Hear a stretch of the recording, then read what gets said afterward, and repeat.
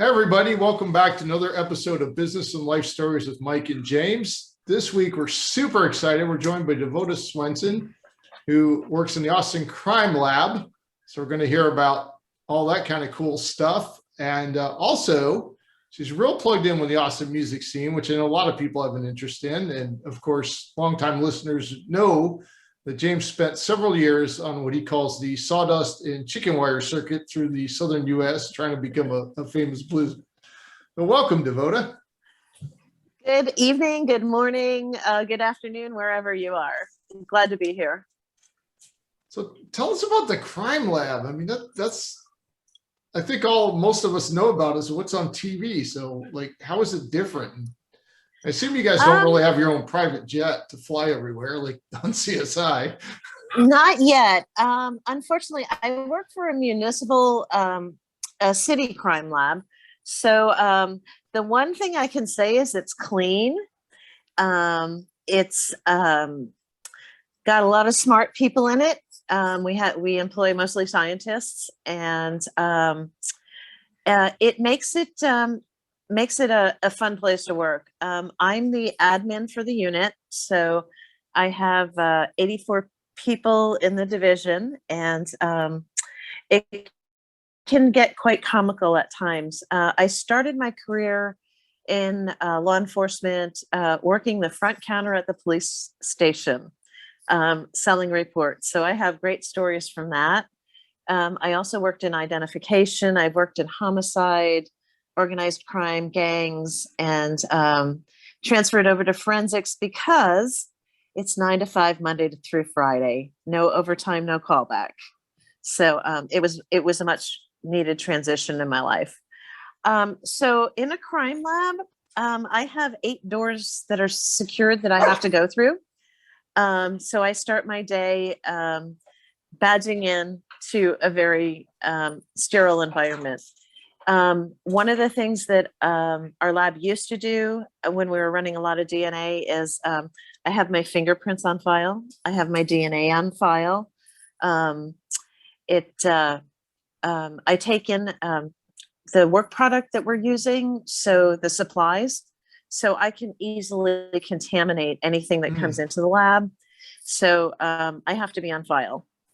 And if that's something that bothers you, if you think Big Brother's going to be looking for you, not the place for you to work.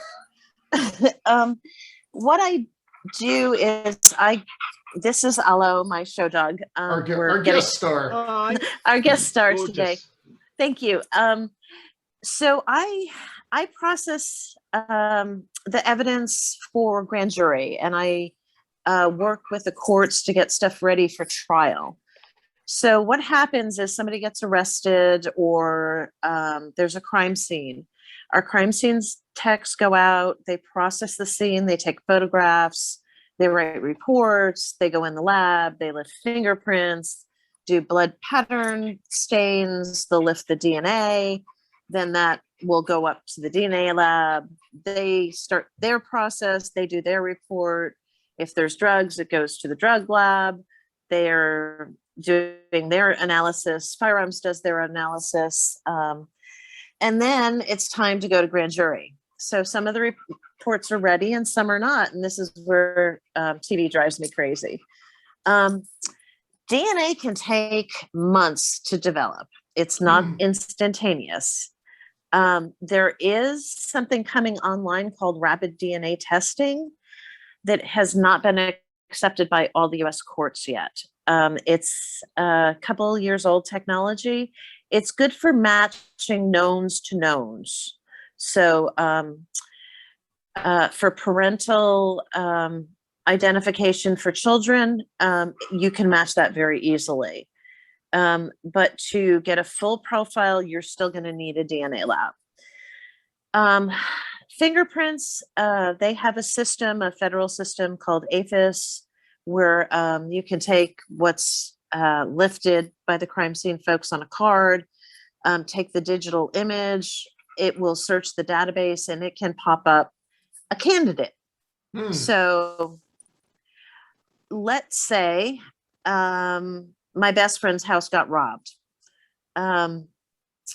and they lift the prints, and my prints are on the door. So it'll pull up a candidate.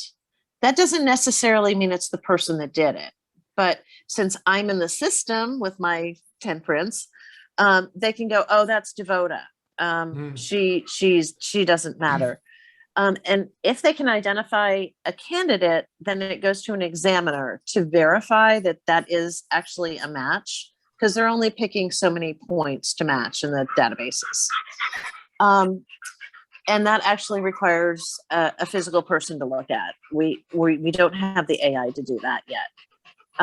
As far as DNA, there's a lot of robotics that are going on in DNA. That is kind of a fascinating area, where they're pulling out the DNA from the blood. They're getting the amount of sample that they need now is phenomenal from what it used to be, a teaspoon of blood to be able to match. And now we're talking a hair fiber. So again, you may end up with a candidate if you're getting a DNA match, but you need an actual analyst to go in to look to see. And there's some reasoning that goes in with that, along with the science. Is it 100% match, et cetera? So the DNA can take a rush case on DNA probably 2 to 3 months. A normal case can take up to a year. So it is, I think nationwide, the DNA backlog is huge. And a lot of the labs that you've heard about are testing rape kits currently. There was a huge national backlog of rape kits, and a lot of the private labs went ahead and took on the workload. And then they're having to do the reports, and depending on the lab, they can upload to what they call the CODIS system, which is the combined DNA index system. But some of the private labs don't have access to that. So it has to go back to a municipal lab, a police department, to be able to do the match, to do the upload. So we're making progress nationwide. It's been fascinating to see how the backlog is identifying people from these sexual assault kits. They have traveled the country. We have genes and markers and DNA of people we haven't identified, but we know they've been in different places. So that is fascinating. So the investigators can then pick up and see if they can cross the pieces until we get the person. In Texas, we are now DNA swabbing offenders on felonies. So the jail and prison populations are starting to upload into that database also, and they are getting hits on that. So it's definitely fascinating work. And then guns. There's a national system called NIBIN, which will match the bullets. You can match a bullet to a bullet. And again, that's a federal, US federal system. So our firearms examiners may look at a gun to make sure it's functioning. They may go ahead and test fire if they think it's the gun used in the crime. And that's where you see the big tank with the gel in it and the water and the fire. Yeah, it's kind of cool. I can hear it above my head. It's not that far from my office. So I'm pretty bulletproof at this point in time. You know, loud noises don't bother me. Because the firing range for the ballistics lab, like I said, is not too far away from my head on the floor above me. And then drugs, they take a while to process too. And I think a lot of what we're seeing is municipalities are not dealing with marijuana anymore. There's a THC level that's come into play where if you're below this threshold, it's hemp, and if you're above that threshold, it's marijuana. So that put everything on the labs in a scatter for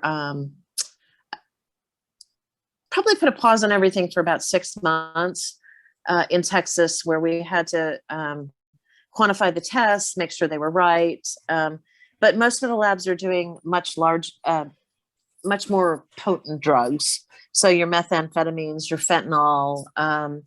I was reading the other day, there's some new designer drugs that are coming on that will kill you pretty quickly, but they don't test for fentanyl. It's a different combination of molecules. So unfortunately, that is starting to be seen in the United States. I believe it's out in Europe also. I'm not 100% on that though. So you have all these different pieces working together to come up with a prosecution packet. So what I do is I pull all the reports and all the data, get that over to the court so they can start their legal proceedings. So it's fascinating. It's frightening. I think my background, having worked in investigations for many years, I can pull the pieces together. I can easily explain to the paralegals and the attorneys over at the courts, hey, this is going to be, it'll probably be another couple days, couple months before we even are ready for that sort of testing. So it's been an interesting career path, and it definitely has put me on the cutting edge of, and put me in touch with a lot of scientific data that I don't have a science background, but I find it fascinating. So I do a lot of reading on that. But unfortunately, what they portray on TV, I wish that would be every scientist's dream, to just be able to put it on the wall, automatically have it pop up. Justice works very slowly. I can tell you there's a case I'm familiar with that I worked on when I worked in homicide. It's over, I'm going to date myself here. It's over 15 years old, and it's a capital murder case, and it's still going through the courts. Wow. So they have the trial, they have the appeals, they have the second set of appeals, and now it's at the third set of appeals, and it's come back down. So I know in Texas we're a little special, where we have the our Supreme Court is the for criminal is the Court of Criminal Appeals. So it's separate from your other courts. So they just concentrate on the criminal side of it. So that's kind of unique in Texas. And we are a death penalty state. So there is automatic appeals on all those cases. And I think that the justices do a good job of looking at the evidence. This particular case got kicked back due to an analyst's errors that were discovered after the conviction. So I think the court did the right thing to kick it back down. It was time to relook at the trial, relook at the evidence. So it can take years and years to get things fully prosecuted on the larger cases. So, wow. So that brings up a question for all our listeners. Devota is really good. I've been in a number of meetings and conference calls with her. She's really good at being the grown-up in the room that calms everybody else down. And I don't know how you do it. It's just magic. So can you share with us a little bit, particularly, we've got a lot of people listening that are in startups, early stage companies. There's a lot of emotion, pressure, heart, passion, and sometimes people aren't, able to calm the heck down. Yeah. How do you Sure. do that? Okay. I'll share a secret with you guys. I grew up in a chaotic household. I have a mom and a dad and a brother. And there was always something going on in the house. I am very good. I learned as a child to negotiate, to be the peacemaker in the household, and to just get things done. So I think those life skills translate well. And then also my training through dealing with extremely high stress situations of officer involved shootings, homicides, child deaths. Those are just fully charged emotional situations. So I can be the calm in the storm. And I think it's something that can be learned. And I wrote a couple notes, so I'm going to grab my notebook here. One of the things that I think helps is someone in the room has to be the responsible one. Somebody has to be able to be the calm voice. So I think it's part of leadership to be the voice of reason in the room.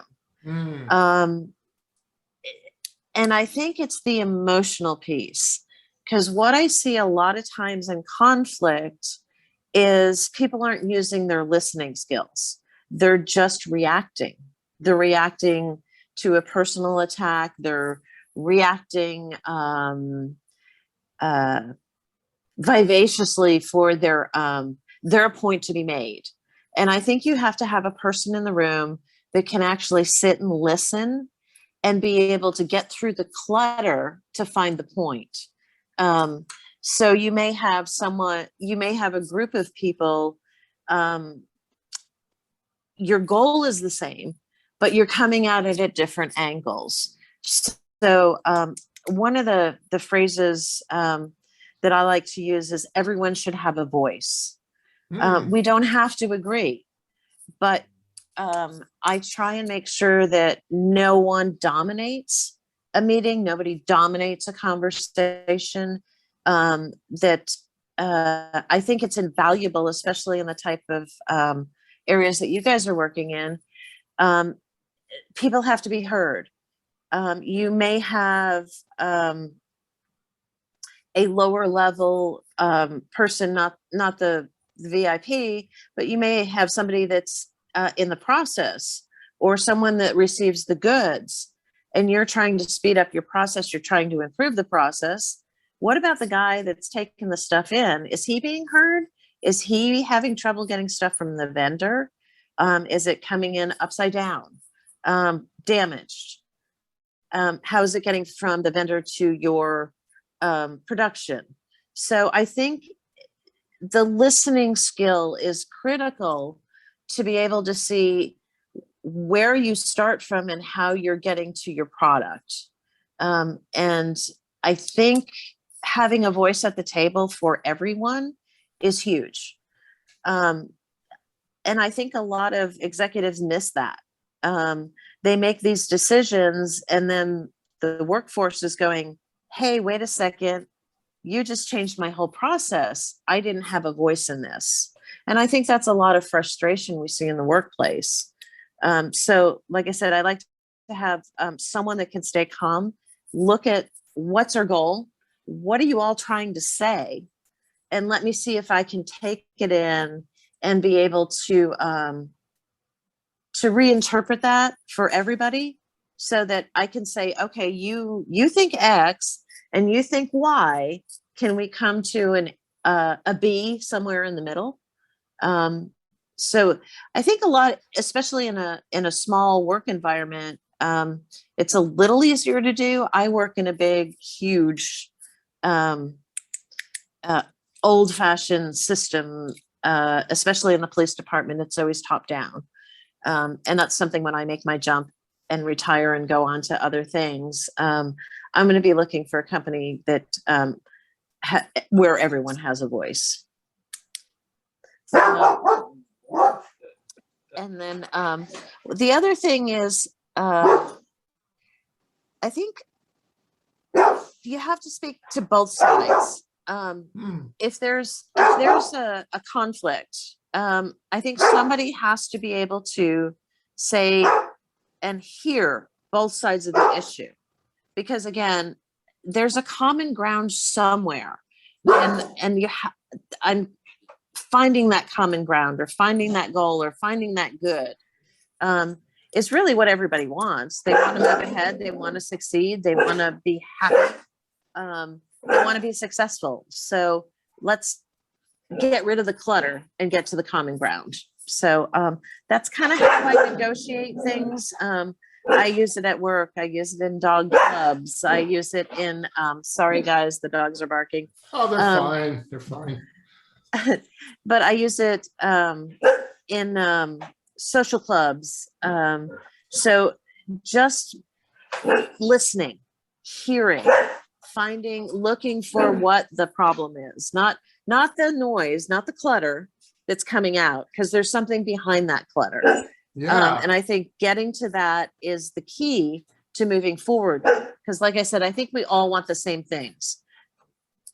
So, and then what else was I thinking? Yeah, basically find your listening skills. It's very important to stay engaged. And I know it's hard on Zoom.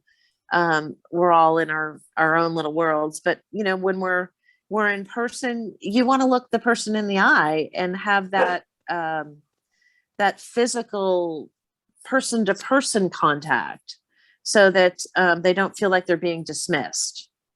And then in group meetings, if you're doing a Zoom meeting, I've seen way too many times where the host of the meeting puts everybody on mute. If somebody wants to come off mute and they have a point, let them. They have a point. Yeah. So, again, that's a technology and a leadership issue that I would like to see people take, at least put in the back of their mind, so that they're cognizant of it. Wow, that's really great stuff. And I hope all y'all are really paying attention to this, because as early stage company men and women out there, the ability to be the grown up in the room and do what Devota's talking about, it's just going to motivate everybody you're working with. Yeah, I think so. And one of the other things is know your employees. Know the people you're working with. I think we've gotten to a point sometimes where we don't recognize the interpersonal. You know, you had a birthday, you went on vacation. How was the vacation? Did you have a great birthday? Did you go out to dinner? You know, let the chit chat. There is room for chit chat in this world. Everybody wants to tell you about the best thing that happened to them this week. So listen, ask. They'll be more than happy to tell you. That is just there are so many great points there, Devota, so many great points. But active listening, or listening with intent, even intuitively listening, it's certainly from my side of working in sales, it's just the most crucial skill, and it's a skill which I'm sure we've all found that certainly our era of education, not many life skills were taught.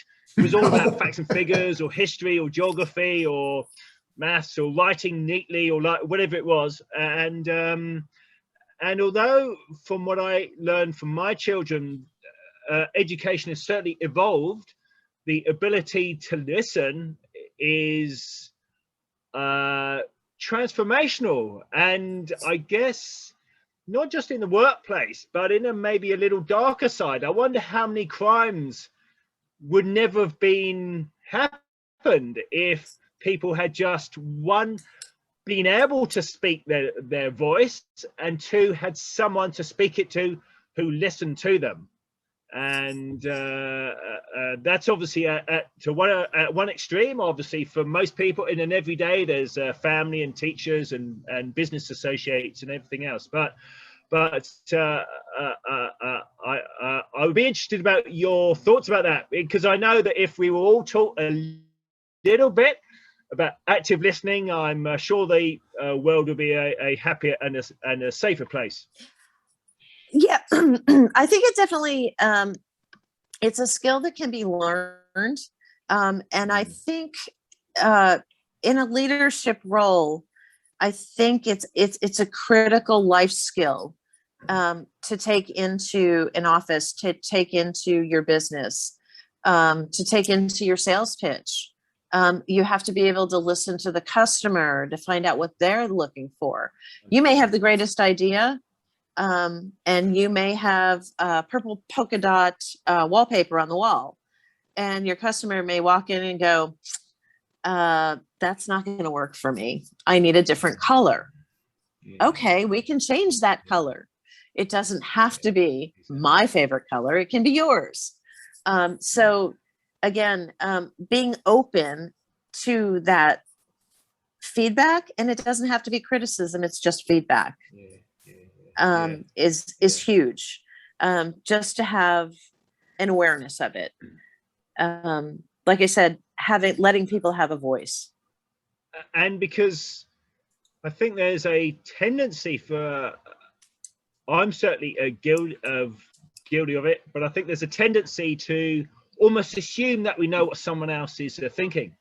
And it happened to me yesterday with my daughter. I was assuming something, and I said, hey, should we go for a walk and grab an ice cream or whatnot, even though it's winter, but she loves ice cream. So and we had a great conversation, and it turns out that I was assuming something which wasn't actually the case. And there's just one example. We've all been there. It probably happens most days in most people's lives, but you're absolutely right. It's for early stage companies and startups, and for the leaders who, as Mike says, are under a lot of pressure often, to be able to listen and to be able to present a platform where people can feel comfortable in presenting their own voice is just so important.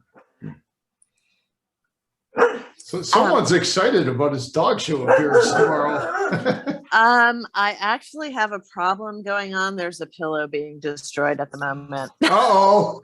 You better go. It'll be fine. I have one that's the pillow destroyer and one that's the police. So I'm aware of it. The tattletale of the room. Love it. Yes, it's quite fun. Tell us about some of your music stories. I mean, you've known so many musicians. I know James was trying. James, I think, were you trying to get on with Frank Zappa's band, or was you were trying to get on with somebody? Well, I mean, I've always had a passion for my music, and I did spent 3 months going around the southern states and playing in a lot of clubs, and met a lot of really special musicians and heard a lot of amazing stories. So it was a very special time, but I'd love to hear about a few of your stories, Devota. I had the privilege of dating a promoter when I was in college. So I got a very early introduction into the music business on the back side of it. So music has always been something I love. I play flute. Many years ago in band, I probably haven't picked it up in years. I have a guitar, it sits in a chair, but I started my music career. I'm going to have to deal with this clip. Hang on one second. Sure. I started my career working in music festivals and music venues. And I do what they call back of house, which is dealing with the artists and dealing with their needs, and mostly big tours. So I call it 10,000 and larger audiences. So the big kids. So that was a whole lot of fun. And of course, I've met most of the band members along the way, who tend to be just wonderful people that want to give you something from their heart. And we all love listening to music here on Tying Listening In. So I was very fortunate with that. I grew up on the East Coast outside of New York City and Connecticut. I decided when it was time to move that I was going to look for a music city. So I picked Austin. I came to Austin probably 28 years ago. So it was a small town where everybody knew each other, and it was lovely. I picked up some of the big tours when they came through Texas. I was really looking to stay settled in an area, and met the local artists, kept up my contacts with the bigger stadium tours. So it's been a whole lot of fun. And I love going out and finding new talent. There's a fella I played for a well-known artist the other day. We were driving in the car and I'm like, you have to listen to this. And I popped, okay, I'm going to age myself. I popped a CD in the player in the car. I had a captive audience and he's like, ooh, that's nice. And I said, yeah, I think it is. I think he's going to do well. So just finding that talent. The talent's out there. It's a little harder to find now since the music industry has changed so much. We don't have big labels. We don't have a way for artist development anymore. It used to be when you got signed to a label, somebody would be your person and they'd let you grow. They'd let you do an album. You'd go out, do some touring. And then your career would start to expand. Right now we have a lot of people vying for space in the music industry, but we don't have the screening so much, so that if you had an A&R person, they would get you on the radio. So now we're having YouTube, we're having TikTok, we're having all these other mediums, and there's a lot of clutter to go through. So an artist that can become popular that way is really phenomenal. But I do wish they still had that growth where they had their the ability to let their career blossom and mature.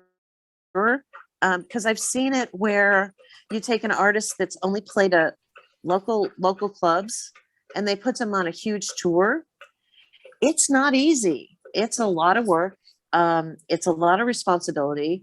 It is completely stressful. And they're not ready for it. So it's, I'd like to see some portion of the music business come back to that, or a grassroots effort to do that. But I've been, like I said, I've worked on a lot of stages. I've been up on a lot of stages. And I have made some fantastic friendships over the years. The bond with music is huge. It definitely brings a lot of light to my life. And I like everything from reggae to blues to rock and roll. So I don't have a specific genre. I like live music played well. That's such a relevant point, isn't it? Because I have no idea what modern music bands do or music artists do, but certainly the older generation came up in the 60s, 70s, and possibly into the 80s and whatnot. That they, even before they were known in small places, there have been years of playing clubs and everything else, and bar mitzvahs and barbecues and birthdays and weddings and funerals, and then they became slightly known, and then they had years of the club circuit, and then they got to where you were obviously helping promote them, and you could just tell like their performances, their ability to transfer what they want to on stage is so ingrained. It sort of becomes from maybe you see it differently from your perspective, but certainly from an audience, it's almost like you can tell they've done the 10 years of spit and sawdust, and then they're just ready to step up and deliver to 10,000, 50,000, 100,000. And it's always fascinating when I read those interviews with the rock stars which are in their 60s and 70s now, but who can relate to my dad's generation, and he was in the music business too for a little while, and it just seems just those stories seem to be foundational and part of that group's success. Yes. Yeah. So. One of the things that I've learned about bands and touring and such, and I'm going to pull it in together, is the listening skills. They're really like a family when they're on the road and when they're in the recording studio. But again, everybody should have a voice or should have a say in the production of and I think that where ego gets in the way occasionally, especially with a prominent singer, prominent person in the band. But you've got a drummer, you've got a guitar player, you've got a keyboard player. You should be meshing and working together, hearing each other. So I'm on listening tonight for sure. That I keep pulling it back in. Hear me, listen, let me have a voice. It's such a rarely practiced in public type of skill, and you're a real great example for everybody that we should be more like you. Thank you. I appreciate it. It definitely has made it fun.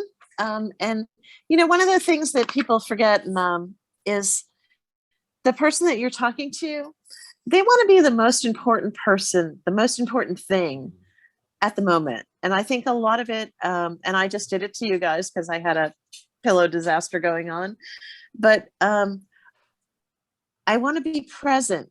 I want to be here. I want to listen. If I'm picking up the phone, if I'm on the computer, if I'm, multitasking, I'm tired of multitasking. I do it well, but there's a time for that. And then there's a time for stop and have personal conversations.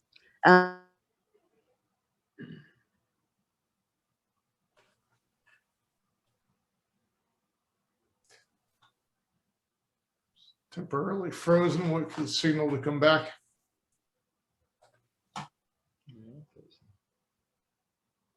That's all right, I can edit this bit out. So yeah, why don't you ask her a couple more questions and then take us out, man? You're doing a good job. I was thinking we're on a great point now, Mike. It's it's almost done a whole circle. Yeah. So maybe there was a problem in Dallas. Yeah, I think so. There's been a lot of storms. I'm just gonna send her a chat. Oh yeah. I mean, we could actually edit that and end it the sentence before she did that. So it was a great place to end, I feel. She's got to come back in, so we'll get her back in, and yeah, I bet she's restarting. Yeah, I mean, she's quite I don't know the British word. I mean, here the word is game. She's quite game up for doing the interview with two dogs in a hotel room. I mean, a lot of people would have reset that, but no, a fantastic commitment. Yeah. And I mean, I think that theme's been fantastic. Listening. So maybe we'd like to find out just a final few words, or and you roll it out, man. I'll let you end it, dude. I think she's great. I mean, I've been on calls with her close to a year and a half, thereabouts. I knew you'd like her. And how's your week been? There she is. Oh, there you go. All right. Get her unmuted.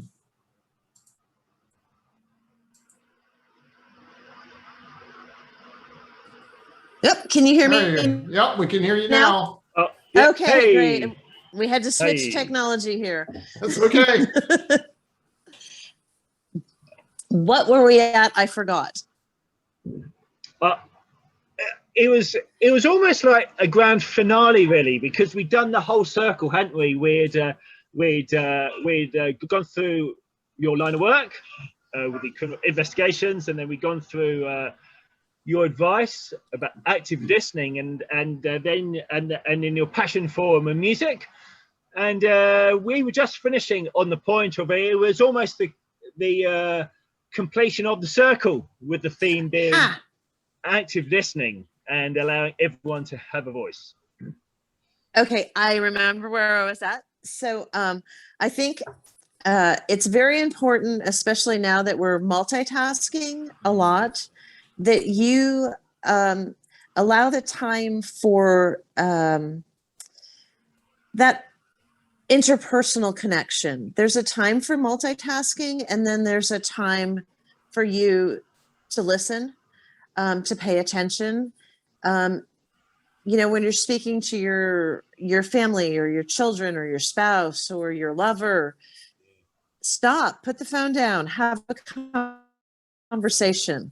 And I think we've gotten a little bad at that. I don't think I think with so many gadgets and devices right now, we can do so much. And I see it, I kind of like it when I see people that are going to the dinner table and all the cell phones get put down, because you know you're going to have a conversation.